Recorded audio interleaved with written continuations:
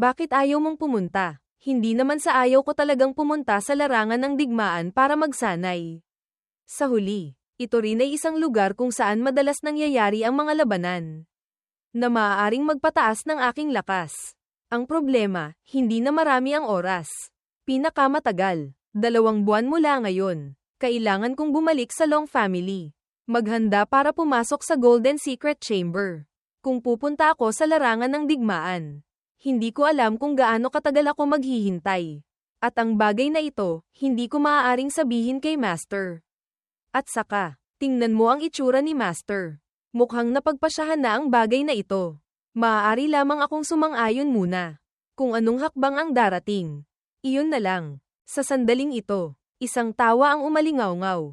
Ha ha ha, Ye Ming. Hindi naging madali para maibalik ang kanyang pagkatao. Tapos agad mo siyang pinapupunta sa larangan ng digmaan. Medyo hindi yata maganda iyon.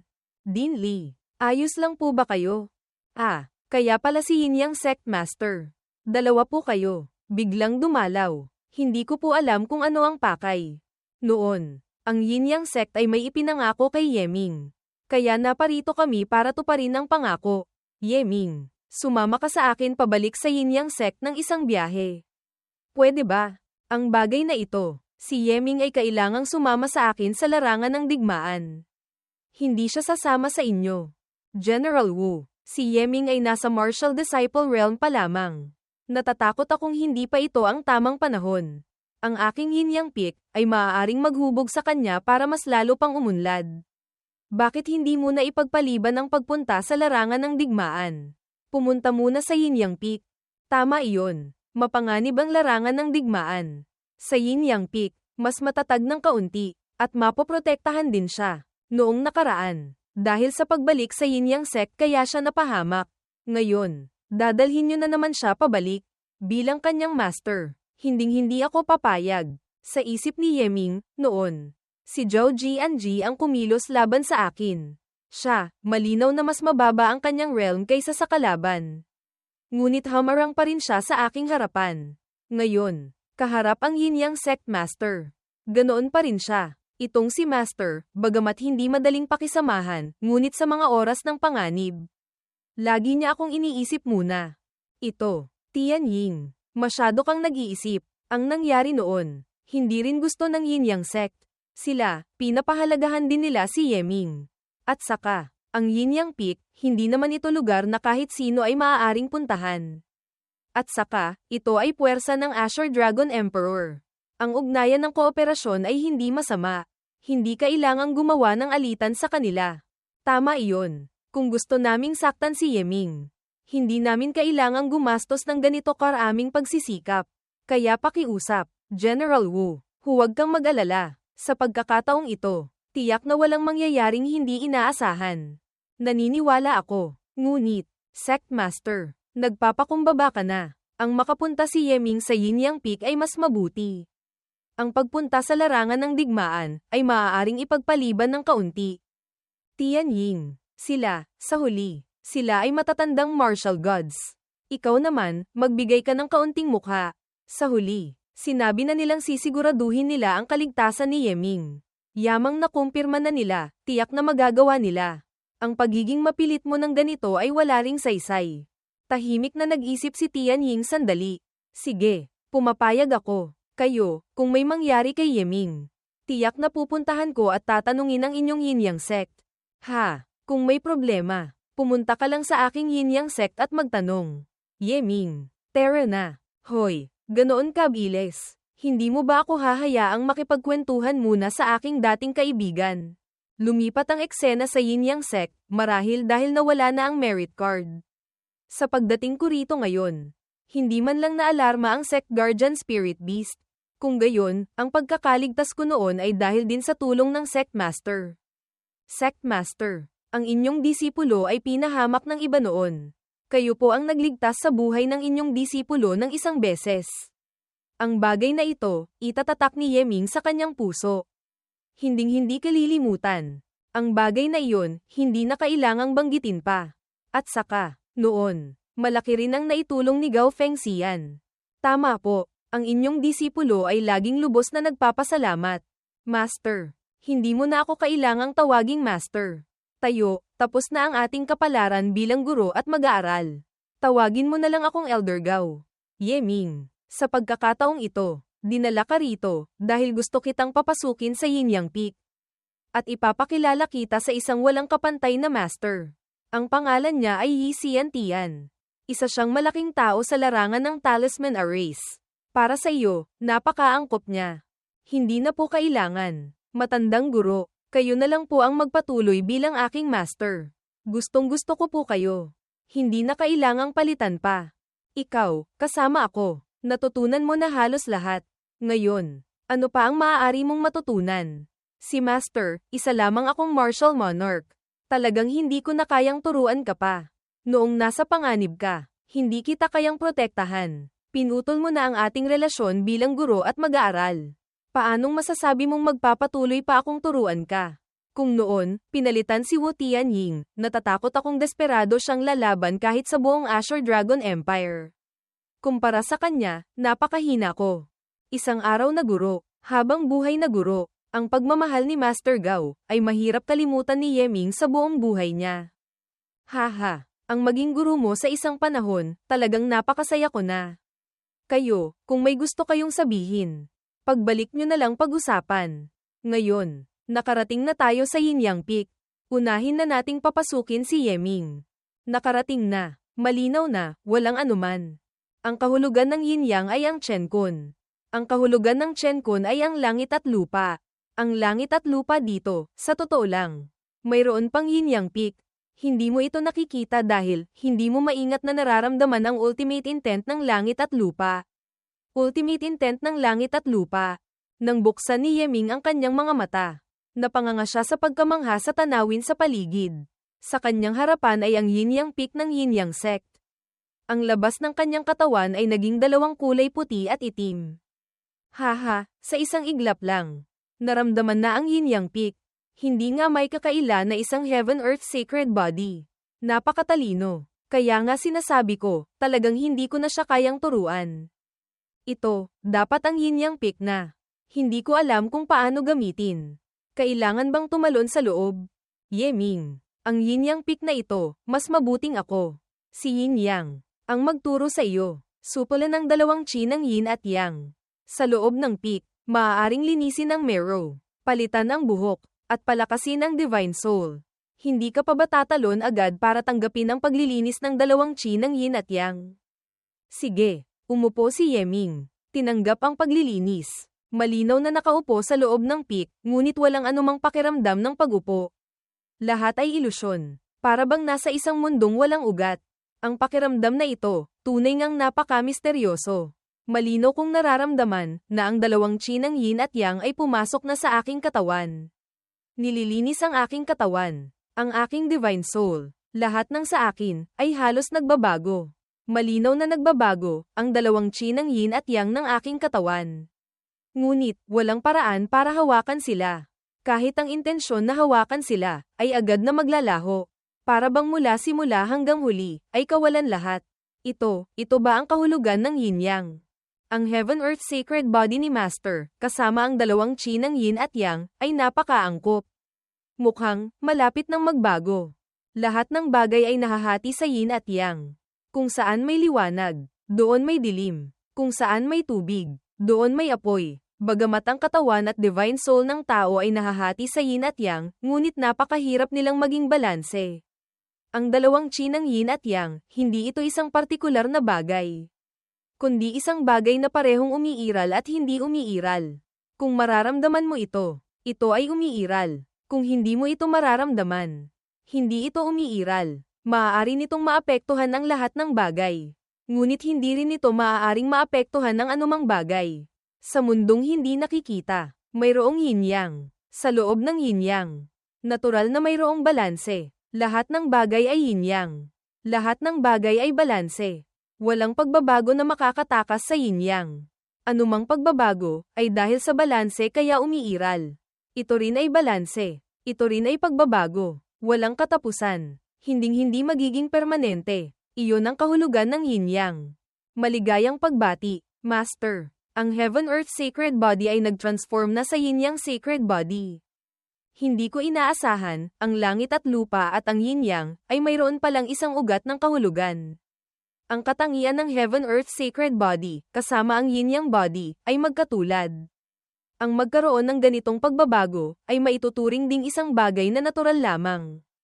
Ayon sa daloy, nang ako ay mag-transform sa yin-yang sacred body, ang talisman na ito ay lumitaw din sa daan. At ito, tila ang pagsasama ng dalawang chi ng yin at yang. Bagamat hindi ko alam kung ano ito, ngunit malabo kong nararamdaman na maaari niya akong protektahan. Master, ito ay isang yin-yang talisman. Hindi bababasa, kayang harangin ang 3 atake ng isang first-level martial god. Kung hindi makakaharap ng masyadong malakas na kaaway, maaari nitong iligtas si Master ng 3 beses. Ito ay isang magandang bagay. Uminit sa loob ng Divine Sea.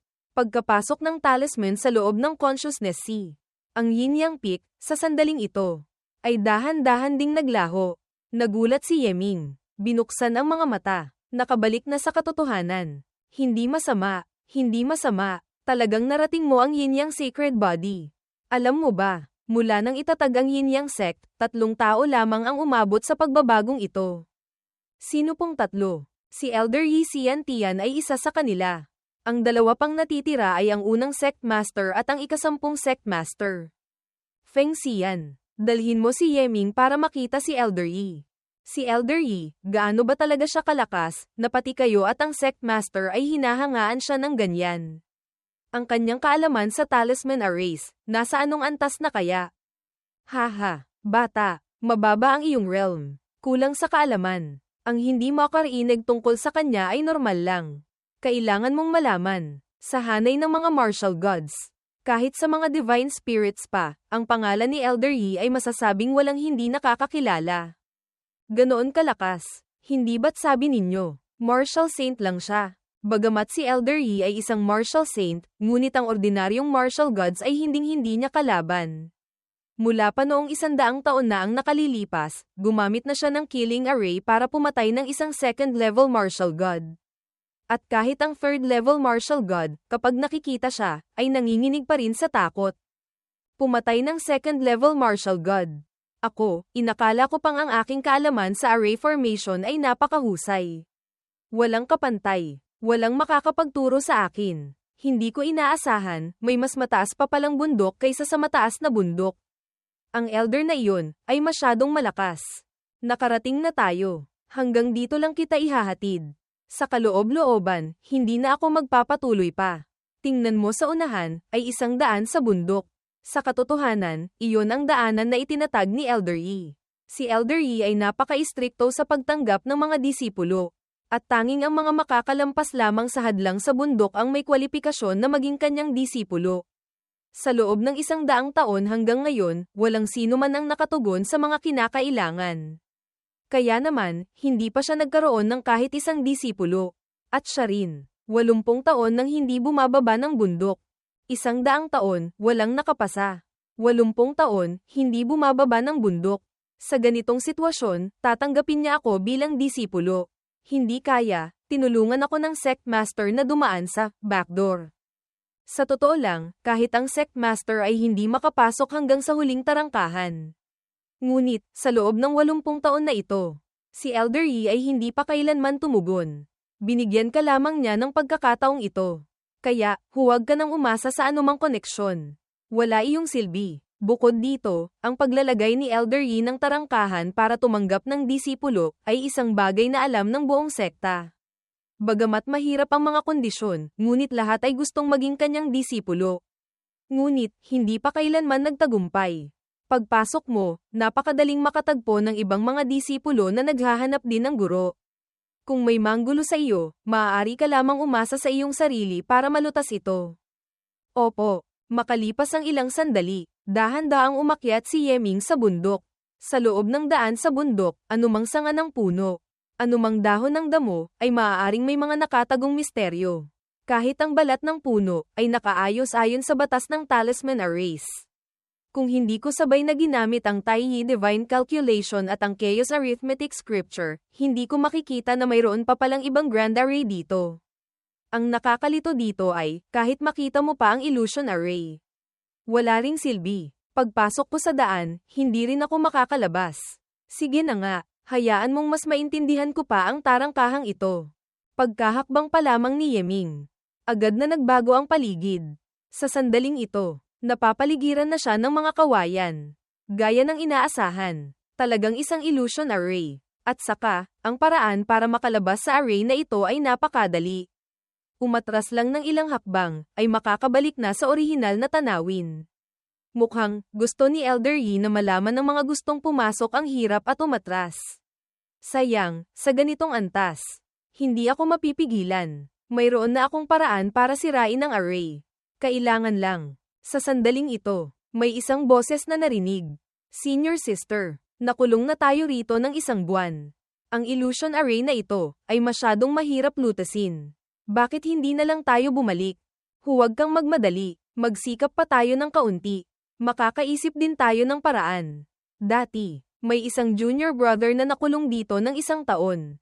Tayo, 1 buwan pa lang. Ano naman iyon? Ginamit niya ang malamig na enerhiya sa katawan ng kawayan. Lintik, malinaw na isa lamang itong array diagram ng mga kawayan, ngunit napakatibay na parang bakal. Kahit gamitin ko pa ang buong lakas, hindi ko ito mayanig. Hindi kaya, hanggang dito na lang ako. Chen, Hozier. Kayo rin, naparito para maghanap ng guro. Yeming. Hindi ba tinutugis ka ng Azure Dragon Empire? Bakit ka nang ahas pumunta sa Yin-Yang sect? Eto, bigyan kita ng escape talisman na ito. Bilisan mo. Tumakas ka na. Ituturing naming walang nangyari. Hindi ako isang disciple ng Hao Tian cult. Pinaliwanag na ako ng Azure Dragon Empire. Kung hindi, kahit 10 beses pa ang lakas ng loob ko, hindi ako mangangahas pumunta rito. Sa isip ni Yeming, nakulong sila rito. Hiwalay sa mundo sa labas. Hindi nakapagtatakang hindi nila alam ang mga nangyari. Chen, natatandaan kong magaling ka rin sa array formation. Ayon sa loika, matagal ka na dapat nakahanap ng guro. Bakit ka pa nakakulong sa array na ito? Alam ko ang array formation, ngunit hindi sapat ang aking talento para maging disipulo ni Elder Yi. Alam ko rin ang aking sarili. Kilala ko ang iba. Sa pagkakataong ito, naparito ako para subukan lamang ang aking swerte. Kung talagang magtatagumpay, gamit ang posisyon ni Elder Yi, maaaring maprotektahan niya ang buhay ng aking nakababatang kapatid. Kaya pala, ngayon, may paraan na ba para sirain ang array? Nakikita ko lamang na ang array formation ay may kinalaman sa mga kawayan. Ngunit kahit anong paraan ang gamitin, hindi ko mahanap ang pattern nito. Walang magawa, si senior sister, gumamit pa nga ng dahas. Ang resulta, kahit isang dahon ng kawayan ay hindi gumalaw. Ang array formation na ito, talagang may kinalaman sa mga kawayan. Ngunit hindi lamang iyon ang punto. Ang hamog, ay napakahalaga rin. Maupo muna tayo at pagmasdan ng mabuti. Matagal nang hindi pwede. Malinaw na, mga ordinaryong patak lang ng hamog iyon. Hindi tama. Ang hamog na ito, hindi kaya, isa ring uri ng illusion array.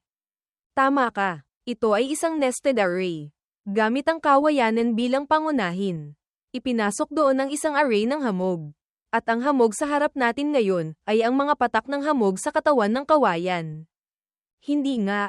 Pati hamog, maaaring gawing array. Sa tubig ng hamog, gaano karaming yuan chi mayroon? Ang ganitong bagay, paanong magagawa?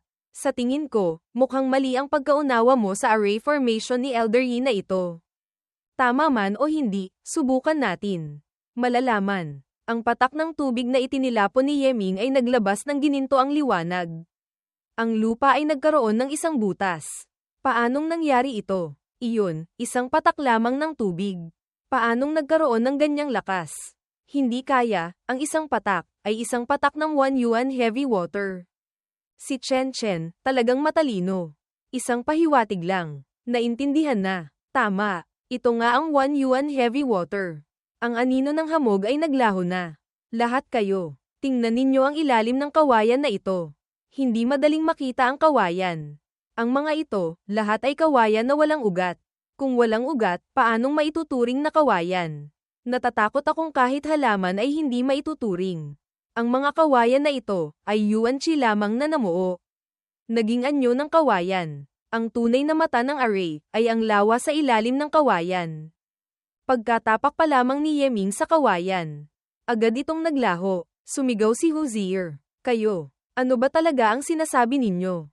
Anong Yuan Chi crystallization? Wala akong maintindihan. Sa katotohanan, walang kawayanan dito.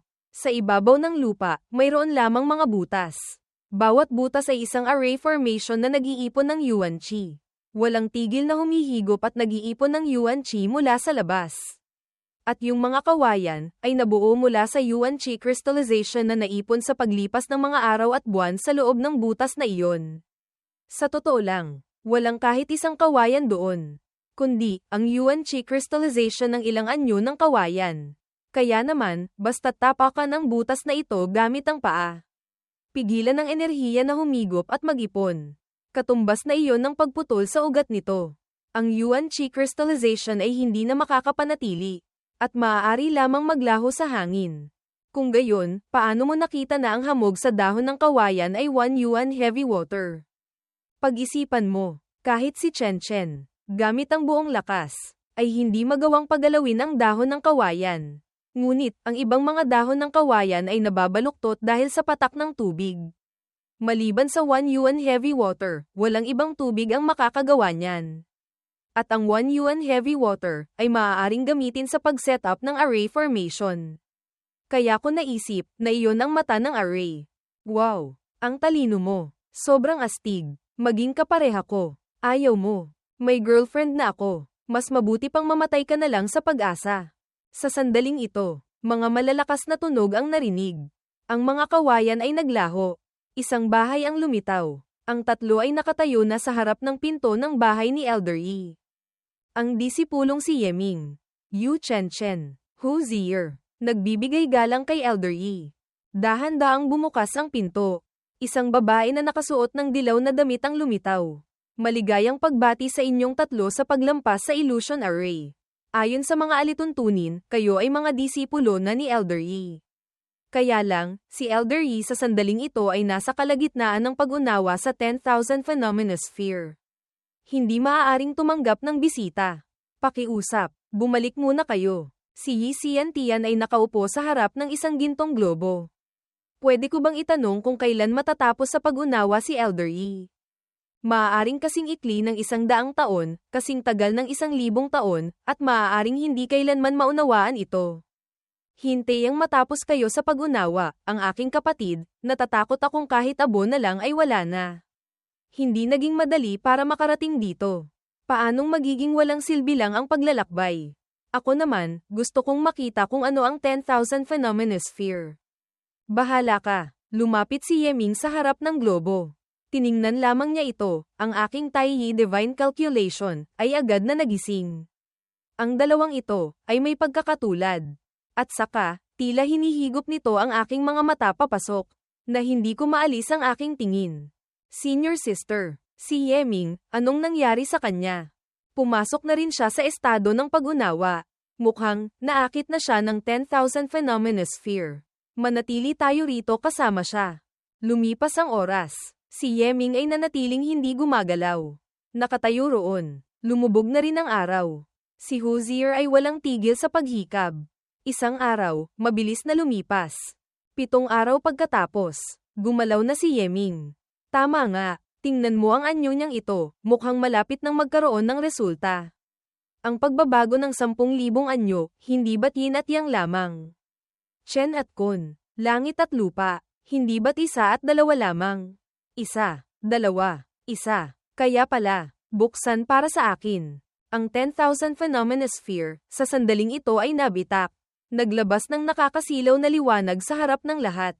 Isang sinag ng liwanag na may iba't ibang kulay ang kumalat sa buong paanan ng bundok. Sa sandaling ito, sa Azure Dragon Imperial Palace, sa wakas, naintindihan na rin. Lumipat ang eksena sa Zuantian Holy Land. Si Yi Xiantian, nagawa pang maunawaan ang 10,000 Phenomenosphere. Ang Yin-Yang sect ay magkakaroon na naman ng kasiyahan. Kasabay nito, sa Sword Lake, Envoy. Sword Lake Holy Lord. Hindi ko inaasahan, nagtagumpay pa siya. Natatakot akong hindi magtatagal, magiging martial god na siya. Sa hinaharap, mayroon na namang isang tao na maaaring makipaglaban sa ating Sword Lake. Bumalik sa tirahan ni Yi Xiantian, batang lalaki. Paano mo nasira ang misteryo? Ang nakababatang ito ay nagsanay dati ng Tai Yi Divine Calculation. At ang Tai Yi Divine Calculation ay may pagkakatulad sa 10,000 Phenomenossphere. Kaya ko ito nakita. Kung tutuusin, kahit walang tulong ng nakababatang ito, pinakamatagal. 300 taon, si Ji ay makakapag-breakthrough din.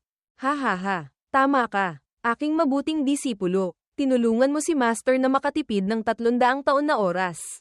Halika. Pumasok tayo sa loob at mag-usap. Lumingon si Yeming kay Yu Chen. Sa pamamagitan ng illusion array, ang kanyang kwalifikasyon ay napakaganda rin. Matanda, maaari niyo po ba siyang tanggapin bilang disipulo? Maaari mo siyang tulungan sandali. Ngunit hindi mo siya matutulungan habang buhay. Ang kanyang potensyal ay wala sa array path. Kahit tanggapin ko pa siya bilang disipulo, wala rin akong maitutulong sa kanya.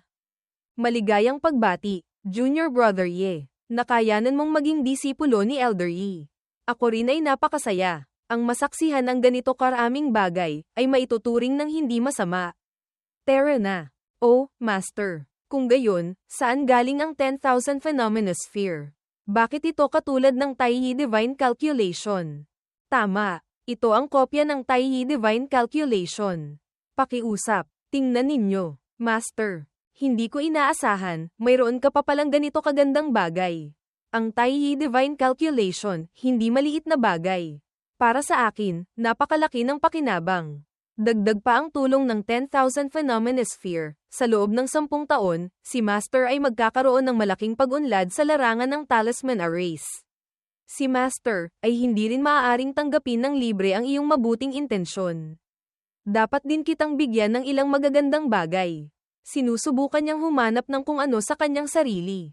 Muzi. Ang mga gamit sa akin, noong si Ji ay nag-aaral ng 10,000 Phenomenossphere, minsan gising. Minsan tulog. Kapag nagwawala, yung mga bagay na iyon, kinain ko na rin. Yung mga bagay na iyon, napakaganda. Ngunit nasayang lang lahat. Master, ang maturuan ninyo ako ng Talisman Dao Array Formation ay napakaganda na. Si Yeming ay kontento na. Ito ang kopya ng Chaos Arithmetic Scripture. Katulad ng Tai Yi Divine Calculation, marahil makakatulong ito kay Master. Nagulat siya. Chaos Arithmetic Scripture. Magaling. Isang pambihirang scripture. Mula pa noon, ang Chaos Arithmetic Scripture at ang Tai Yi Divine Calculation ay laging magkasama ang pangalan. Si Master, naghirap sa paghahanap ng maraming taon ngunit walang resulta. Hindi ko inaasahan, nakuha mo pa pala ito. Sa pagkakaroon ng Chaos Arithmetic Scripture, pagkatapos kong umangat sa Martial God, isang galaw lang ng kamay at paa, ay kaya ko nang patayin ng isang Divine Spirit. Ikaw, talagang binigyan mo si Master ng dalawang malaking regalo. Ano? Isang galaw lang ng kamay at paa, ay kaya nang patayin ng isang Divine Spirit. Mukhang hindi siya nagyayabang. Itong bago kong Master, medyo sobra sa lakas. HMPH. Bagamat ang mga panlabas na bagay sa akin ay nasira ko na, ngunit si Master ay hindi rin maaaring basta nalang tanggapin ang iyong kabutihan. 3 talulot ng bulaklak ang kinuha. Ito ang 3 separation talismans na ginawa ni Master. Bawat isang talisman ay maaaring gamitin sa loob ng eksaktong isang sandali, isang ke. Ang lakas sa laban ay katumbas din ni Master. Itong 3 talismans, maaari mong gamitin para iligtas ang iyong buhay. Maraming salamat, Master. Diyos ko, si Master Yi ay ganyan kalakas. Sa pagkakaroon ng 3 separation talismans na ito, hindi ba't kaya ko nang patayin ng isang martial saint na nagngangalang half martial god? Sige, ngayon, kailangan ni Master na mag-secluded cultivation. Mag-cultivate para mag-breakthrough sa martial god. Marahil, hintay ang makapag-breakthrough si Master, ikaw ay magiging martial master na rin. Iyon ay isang magandang pagkakataon para sa cultivation. Pagdating ng panahon, saka kita opisyal na tuturuan ng Talisman Array Diagram. Ang inyong disipulo ay magpapalam na. 3 araw pagkatapos, sa ilalim ng gabay ni Gao Fengxian, si Yeming ay naglakbay sa mga bundok at ilog sa Yinyang sect. Naging pamilyar sa mahigit kalahati ng sekta, at nakakilala rin ng hindi kaunting mga disipulo sa loob ng kulto. Pagkatapos noon, tinupad niya ang kanyang pangako kay Wu Tianying. Sumama siya kay Wu Tianying papunta sa larangan ng digmaan. Lumipat ang eksena sa Northern Battlefield. Ang barko ay lumapag sa ibaba. Tumalon sina Yeming at Tianying mula sa barko. May mga sundalong lumapit. General Wu. Sabi ni Tianying kay Yeming, Master. Itong mga taong ito ay mga 4th rank instructors. Ang kanilang realm ay nasa martial ancestor. Sila ay mga 5th rank instructors. Namumuno sa 10.000 sundalo. Ang pangalan niya ay Yeming. Isang 1st rank officer. Mula ngayon, kayo na ang mamamahala sa kanya. General, sa tabi ko, kulang ako ng isang assistant. Kung gayon, hayaan siyang sumama sa akin. Kay Song Yuan ba? Sige, hayaan mo siyang pumunta sa pinakaunang linya ng labanan. Sa loob ng isang buwan. Bawat araw, kailangang sumali siya sa hindi bababa sa isang malaking laban sa antas ng libu-libong tao. Kung may pagkakamali, parusahan ayon sa utos ng militar. Anong nangyayari? Isang taong dumaan sa backdoor. Ang pagbibigay ng mga bagay na hindi masarap kainin at hindi masarap inumin ay ayos lang. Bakit kailangang itulak pa ang tao sa mapanganib na lugar? Talagang hindi ko maintindihan ang iniisip ni General Wu. Kailangan ko pa bang ulitin? Masusunod. Pagkatapos, sumunod si Yeming kay Song Yuan ba?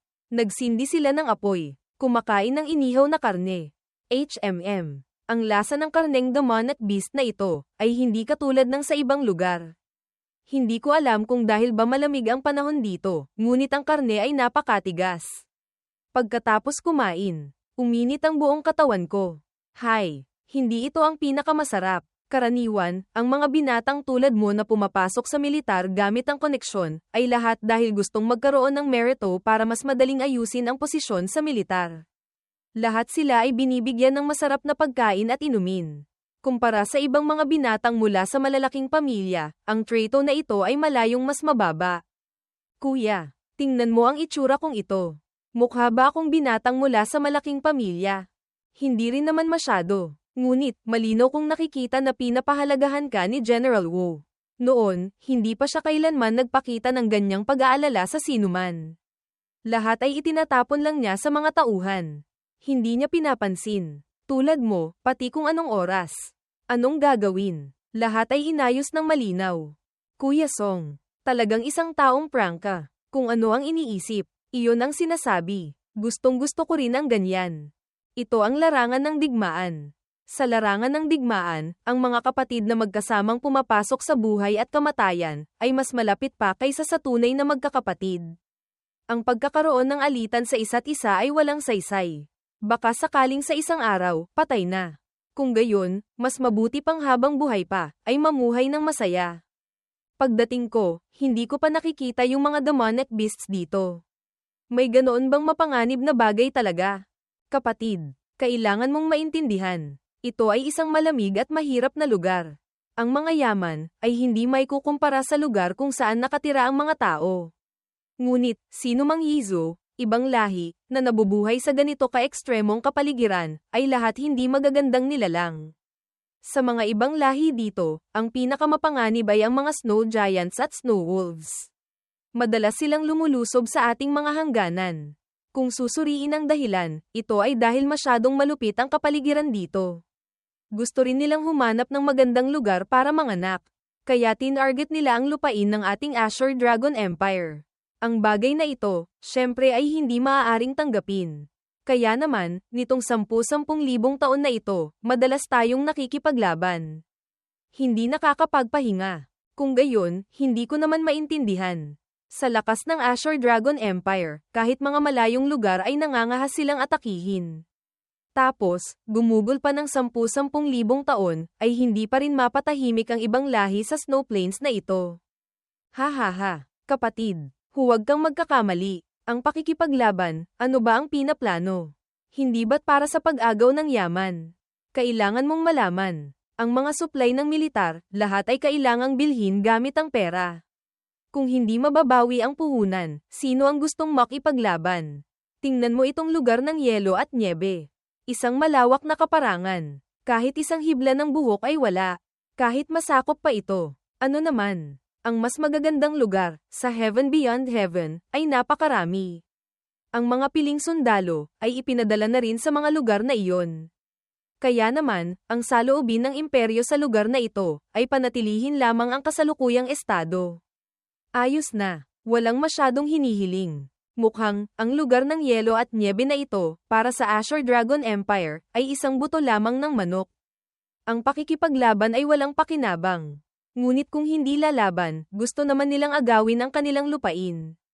Ang mga sundalong nagbabantay sa hilagang hangganan, sa kabuuan ay ilang daang libo lamang. Kumpara sa daan-daang libong malalaking hukbo na ipinadala sa Heaven Beyond Heaven, talagang hindi may kukumpara. Busog na. Sapat na rin ang nainom. Gusto ko ring lumabas, para maging pamilyar sa kapaligiran. Mag-ingat ka, at saka, hinding-hindi ka dapat pumunta sa ibang kampo. Sakaling may mangyari, hindi ka namin mailigtas. Hindi kaya, ang labanang ito, ay hindi lamang ang ating linya ng sundalo. Siyempre, may kabuuang 4 na linya ng sundalo. Bawat linya ay may 100.000 tao. Bawat linya ay may isang general na namumuno. Ang lugar natin ay ang kay General Wu. Bukod dito, sa 3 linya, may isang linya ng sundalo na hindi kami gusto. Iyon ay ang kay General Toobaye. Mas mabuting huwag mo silang galitin. Makalipas ang ilang sandali, naglakad-lakad na si Yeming sa labas. Si Toobaye, ang kanilang hukbo ay nakakampo rin sa labas ng 3.000 li. Paanong magagalit ko sila? Ang problema ngayon ay ang kaunting karne sa kampo, hindi sapat kainin para mabusog. Hindi ko alam kung makakahanap ako ng kaunting lasang gubat. Bigla, sa harap ni Yeming. Sa ilalim ng nyebe, may gumalaw. Nanay ko po, ang taba ng kunhong ito. Lumingon ito kay Yeming. Pagkatapos ay mabilis na tumakbo. Matabang kuneho. Paparating na ako. Pagkatapos, sinikap ni Yeming na habulin ang mga yapak nito. Huwag mong maliitin ang kunhong ito. Ang lakas ng kanyang mga paa ay hindi masama. Tumapak sa nyebe nang walang naiiwan na bakas. Ang mga demonic beasts na kayang mabuhay sa ganito kalupit na lugar, lahat ay may napakagandang kakayahang protektahan ang sarili. Ang bilis. Mukhang, kung gustong kumain ng kaunting lasang gubat, kailangang maglabas ng kaunting tunay na kakayahan. Lumingon ulit ito kay Yeming. Pagkatapos ay tumalon ng napakataas. Ngunit sa sandaling ito, biglang isang lobo ang lumitaw. Ang kuneho ay tumalon diretso sa bibig ng lobo. Ang matabang kuneho ay naaga ng lobo mula kay Yeming. Dahan-dahan itong lumapit kay Yeming. May pulang mga mata. Naiintindihan ko ang tingin na iyan. Kanina, ganyan din ang tingin ko sa kuneho. Natatakot akong, itinuturing din niya akong pagkain tulad ng kuneho. Ito, marahil ang Snow Wolf na sinabi ni Song Yuan ba? Ang lakas ng Snow Wolf na nasa harap ko ngayon, marahil ay katumbas ng isang martial master ng lahi ng tao. Nagsimulang yumalulong ang lobo. Pagkatapos ay agad sumugod kay Yeming. Tamang-tama ang dating. Binigyan agad ni Yeming ng isang suntok sa mukha ang lobo. Tumilapon ito. Bumagsak ng patihaya sa lupa. Galit itong tumingin kay Yeming. Umuungal. Tumanggap ng isang suntok ko, hindi pa namatay. Ngayon, nagising ko na ang Azure Dragon Bloodline. Ang kakayahan ko ay hindi na tulad ng dati. Kung pinalitan ng isang ordinaryong martial master, isang suntok lang. Isang patay. Hindi ko inaasahan, ang isang ito ay gumagalaw pa. Nagsimulang yumalulong ang lobo ngayon. Mga pulang mata ang lumitaw. Sa isang iglap, napalibutan na si Yeming ng isang kawan ng mga lobo. Inilabas ni Yeming ang kanyang mahalagang takip ng espada. Mukhang, ang mabilisang pagtapos, ay nagpatawag pa sa kanyang mga kasama. Gamit ang bilang, kaya rin nilang pumatay ng maramihan. Sa sandaling ito, sabay-sabay na sumugod ang kawan ng mga lobo. Yin-yang sword art. Pumasok sila sa domain ni Yeming. Isang sigaw ng break, ang yin-yang separation dawn understanding ay pinakawalan. Isang hibla ng sword chi ang humiwa paalang sa lahat ng mga lobo. Mga tunog ng pagkabali ang narinig. Lahat sila ay nahiwa sa gitna. Napakaginhawa. Pagkatapos makabawi ng katawan, maituturing na ring paggamit ng martial arts nang walang pag-aalinlangan. Nakapatay ng ganito karami, hindi ko alam kung gaano karaming merito ang maibibigay sa akin ito. Sa sandaling ito, si Song Yuan ba ay kara-rating pa lamang kasama ang mga tao. Diyos ko, mag-isa lang siya, nakapatay ng ganito karaming snow wolves. Nakikita kong ang kanyang realm ay nasa martial artist level lamang. Paanong nagawa niya ito? Tama, karaniwan. Itong mga Snow Wolves na ito, isa laban sa 3 o 4 na martial masters ay hindi natatalo. Itong si kapatid, talagang may kakayahan. Hindi nakapagtatakang pinapansin ka ni General Wu. Kailanman ay hindi pa ako nakakita ng ganito ka-abnormal na martial artist. Kuya Song, bakit ka na parito? Narinig kong may nagulat na may tunog ng labanan dito malapit. Agad akong pumunta. Hindi kaya, ikaw. Ang ganitong mga nagawa ay maituturing ng hindi maliit na merito. Ang merito, huwag na munang pag-usapan. Ang lakas ng loob ng kawan ng Snow Wolves na ito ay masyadong malaki. Nang ahas pa silang lumapit sa malapit sa ating kampo. Masyadong minamaliit ang ating hukbo. Ang ganitong pangyayari ay napakadalang mangyari. Ang bagay na ito, kailangang iulat kay General. Makalipas ang ilang sandali, dumating si Yuan Ba sa tolda ni Tianying, General. Bagamat si Yeming ay ayos lang sa pagkakataong ito, ngunit ang ganitong panghahamon ng Snow Wolves sa atin, sa tingin ng inyong lingkod. Mas mabuting bukas ay magpadala tayo ng hukbo para umatake. Itaas ang dangal ng ating hukbo. Ipasa ang aking utos. Agad na buwagin ang kampo. Umatras ng 1,000 milya. Master, bakit kailangang buwagin ang kampo? Ang mga Snow Wolves ay napakadalang lumitaw malapit sa ating kampo. Kung lumitaw sila, nangangahulugan iyong malamang ay naghahanda sila para sa isang malakihang pag-atake. Ilang panahon na ang nakalilipas. Nakatanggap ako ng impormasyon, ang Snow Wolf Royal Clan ay nagkaroon ng internal conflict. Ang kasalukuyang Wolf King ay malubhang nasugatan. Natatakot akong, may ilang Snow Wolves na gustong gamitin ang ating mga ulo bilang bargain ng chip para agawin ang trono ng Wolf King. Ang inyong lingkod ay agad na mag-aayos. Lumipat ang eksena sa isang kampo. Azure Dragon Empire. General Toobaye. General Tooba. Ngayon, ang Snow Wolf King ay nagpadala ng mga piling tauhan. Ang hukbo ni Wu Tianying, natatakot akong ngayong gabi ay mamamatay. Haha, karaniwan. Masyadong mayabang si Wu Tianying. Sa pagkakataong ito, tuturuan ko siya ng leksyon. Hintayang maubos ang kanyang buong hukbo, saka ako kikilos para iligtas siya. Sa ganoong paraan lamang, siya makikinig sa aking mga utos. Para makuha si General Wu Tianying, ang paggawa nito, hindi ba't parang paggawa ng malaking bagay mula sa maliit? Hinahabol ko siya, paulit-ulit niya akong tinatanggihan. Isipin mo, ako, si Toobaye, ay isa pa ring Golden Prince ng Tooba aristocratic family. Saan bang bahagi ako hindi karapat-dapat sa kanya? HMPH. Sa pagkakataong ito, tingnan natin kung paano siya tatanggi. Yamang desidido na si General, kailangan lang nating manatili sa ating pwesto. Hintayang mabaygo si Wu Tianying. Si General ang magliligtas sa kanya. Tungkol naman sa mga martial artist na tauhan niya, hayaan na lang silang mamatay. Sa totoo lang, ang ginagawa kong ito, ay hindi lamang para kay Wu Tianying. Kundi dahil sa plano ng Grand General. Ano? Si Grand General na naman. Siyempre, kung hindi, bigyan mo pa ako ng 10,000 lakas ng loob, hindi ako mangangahas na ibigay ang impormasyon ng hukbo ni Wu Tianying sa Snow Wolf King. Nitong mga taong iyon, ang hilaga ay laging hindi mainit, hindi malamig, walang sino mang nagpapahalaga. Bagamat sinasabing nagtatanggol tayo sa hangganan, ngunit kahit makapatay pa ng maraming ibang lahi. Ano naman, sa mata ng mga tao, iyon ay dahil lamang sa pagiging malakas ng hukbo ng imperyo. Ang pagpuksa sa mga lumulusob na ibang lahi ay natural lamang. Hindi karapat-dapat banggitin. Sa huli, kumpara, langit at lupa ang pagitan. Ang labanan dito sa labas, ay hindi naman gaanong mahalaga. Para makuha ang atensyon ng Azure Dragon Great Emperor, si Grand General ang nag-utos sa akin, na ilantad ang impormasyon sa mga lobo. Sa sandaling matalo ng mga lobo ang hukbo ni Wu Tianying, masakop ang teritoryo, magagalit ang Azure Dragon Great Emperor. Bibigyan niya si Grand General ng mas maraming yaman. Pagdating ng panahon, uutusan ako ni Grand General na magdala ng isang hukbo para puksain ang mga lobo. Makuha ang Ice Snow Flower Plains. Makukuha natin ang isang magiting na general sa hangganan. At makakakuha tayo ng mas maraming tiwala. Ang planong ito ay napakaganda. Pagdating ng panahon, si General ang magiging tagapagligtas ni Wu Tianying. At tinulungan pa siyang mabawi ang nawalang teritoryo.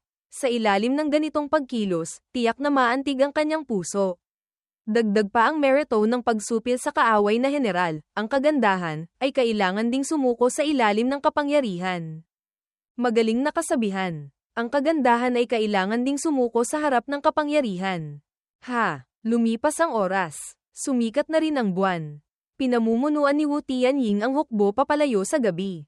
Bigla na namang nagutos na umatras ng 1,000 milya. Talagang hindi ko alam kung ano ang iniisip ni General. Tama ka. Hindi kaya, natatakot tayo sa kawan ng mga lobong iyon. Huwag kang mag-isip ng kung ano-ano. Siya, mula pa noon. Hindi pa niya tayo binaygo. Ang kalaban ay nang ahas na sumugod ng ganito, tiyak na handa na silang lahat. Ang kaaway ay nasa dilim. Tayo ay nasa liwanag. Habang hindi pa umaatake ang kalaban, ang pag-atres ay isa ring magandang pagpipilian. Si Tianying, sa sandaling ito, ay tahimik pa ring nagmamasid. Biglang may 2 itim na aninong tumalon. Kinagat ng lobo ang paa ng kanyang kabayo. Napalibutan si Tianying ng isang grupo ng mga lobo. Agad siyang tumalon para umiwas. Patay na. May tambang. Sa likuran, lumitaw na rin ang mga lobo. Mga hayop, ng ahas na tumambang. Nakakainis. Paano nila nalaman ang ating lokasyon? Mga kapatid, huwag kayong magpanik. Patayin sila para sa akin. Ilang mga sundalo na ang kontrolado ng mga lobo. Sa mga lobong sumali sa pag-atake sa hukbo, walang antas ng martial monarch. Karamihan ay mga opisyal ng militar.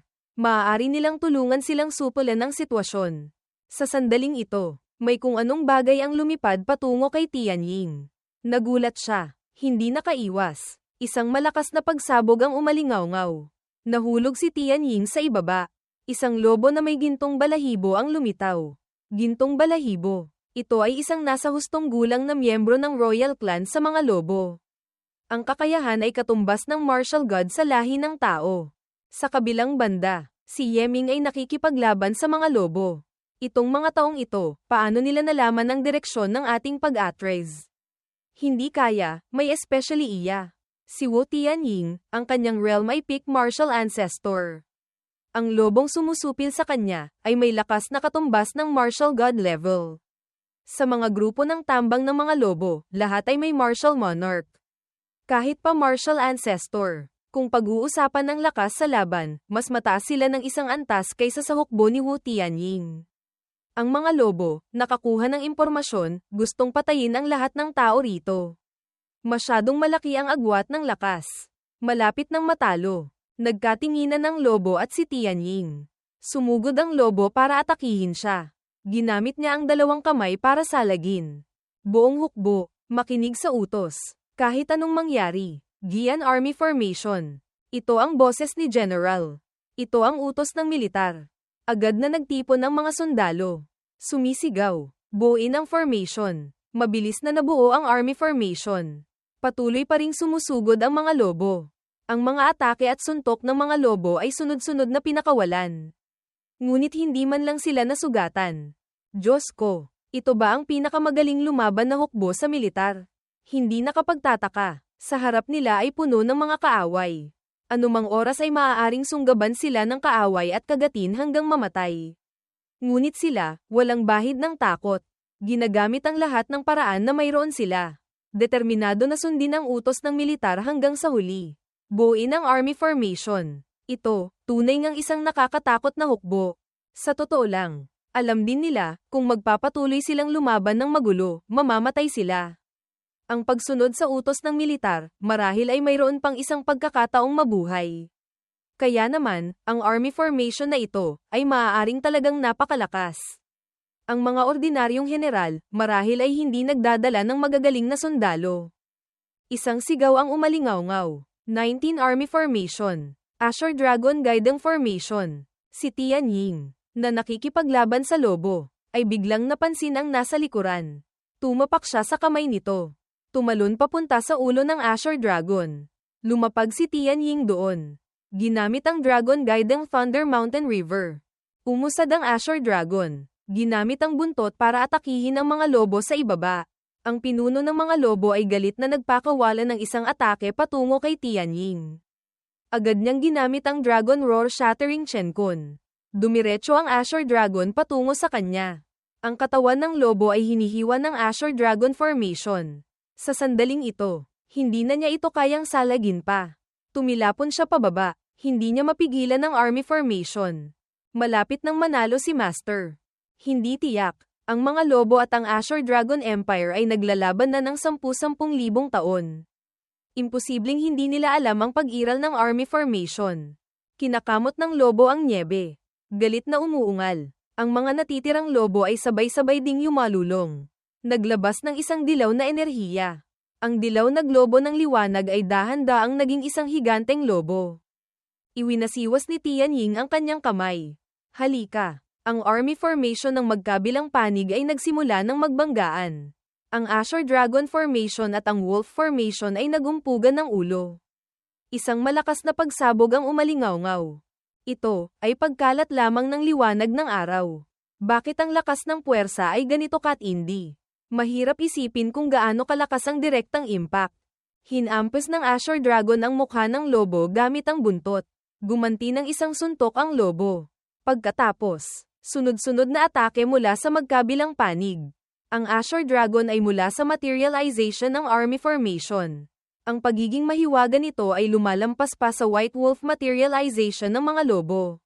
Ngunit, ang pinuno sa kabilang panig ng mga lobo, ang antas ay katumbas ng Martial God. Kumpara sa pinuno ng Army Formation na si Master, mas mataas ng isang malaking realm.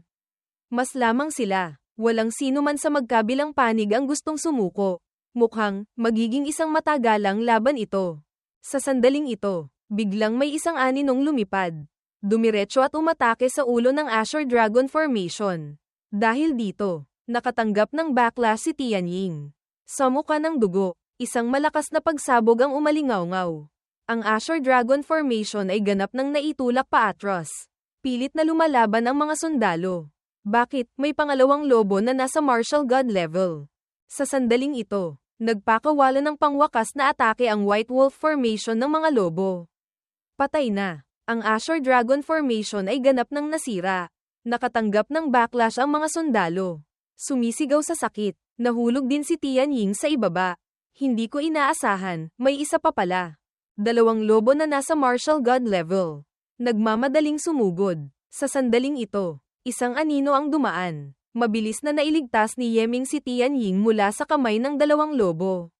Natalo na ang hukbo. Huwag mo akong alalahanin. Tumakbo ka. Agad kinuha ni Yeming ang talisman. Sumigaw. Escape. Ngunit sa sandaling ito, yumalulong ang lobo ng isang beses. Ang escape talisman sa kamay ni Yeming ay naduraj. Gamit ang lakas ni Master, ang pagtaka sa harap ng isang Martial God expert ay napakahirap. Sumusugod ang lobo patungo kay Yeming. Ang martial soul ni Master ay nasugatan. Pati mga buto ay bali na. Ang kamatayan ay hindi maiiwasan. Huwag mo na akong alalahanin pa. Bilisan mo. Tumakbo ka na. Ganyang kalubha ang sugat. Huwag ka nang magsalita pa. May sarili akong paraan. Sa sandaling ito, ang lobo ay isang hakbang na lamang ang layo. Sumigaw si Yeming. Master Yi, tulungan mo ako. Lumitaw ang anyo ni Yi Xiantian.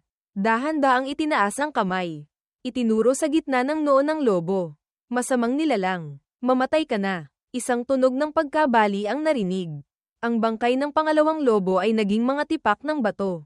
Ang natitirang lobo ay nanginginig sa takot. Nang makita ito ni Yeming, agad niyang ginamit ang escape talisman. Dinala si Tianying palayo sa lugar na iyon. Lumipas ang oras. Sa sandaling ito, sa ibabaw ng mga ulap, lumitaw ang mga bitak. Isang anino na nakasakay sa barko ang lumabas. Ang lumitaw ay si General Toobaye. Ha, nasaan na kayo? Lumipat ang eksena sa isang kuweba. Ginagamot ni Beiming ang mga sugat ni Tianying, Master. Si Wu Tianying ay nakatanggap ng backlash mula sa battle formation. Nasugatan ang kanyang martial soul.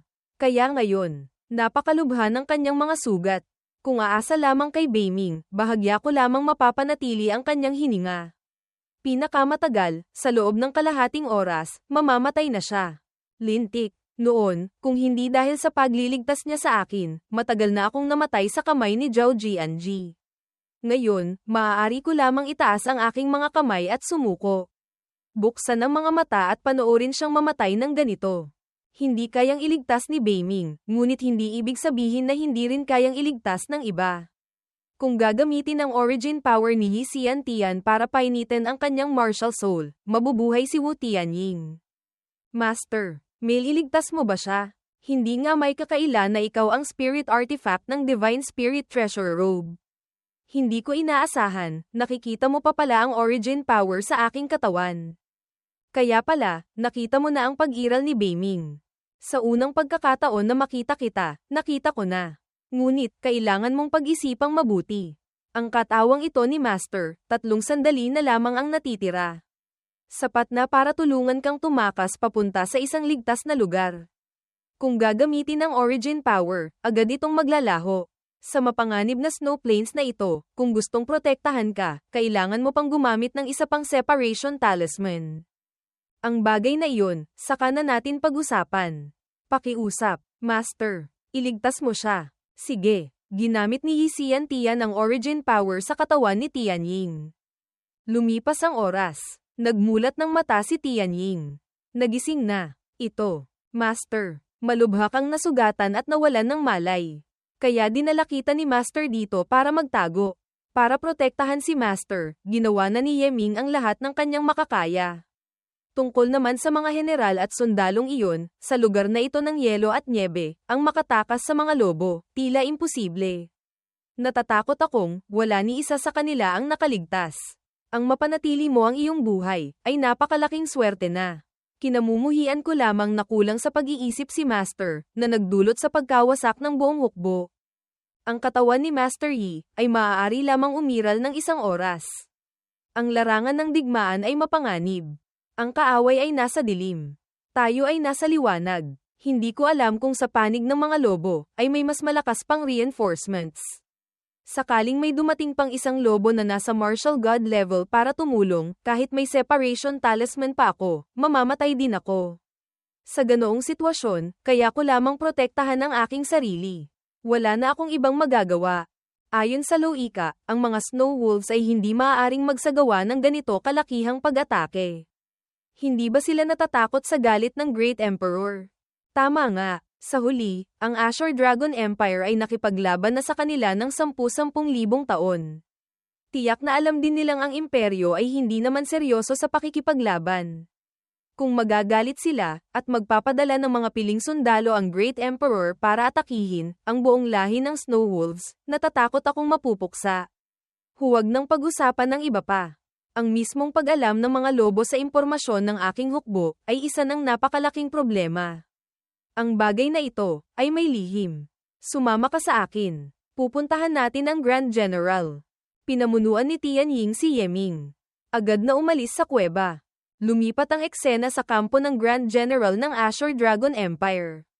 Gusto kong makita ang Grand General. Ang Grand General ay kasalukuyang nakikipag-ayos ng mga estratehiya sa militar.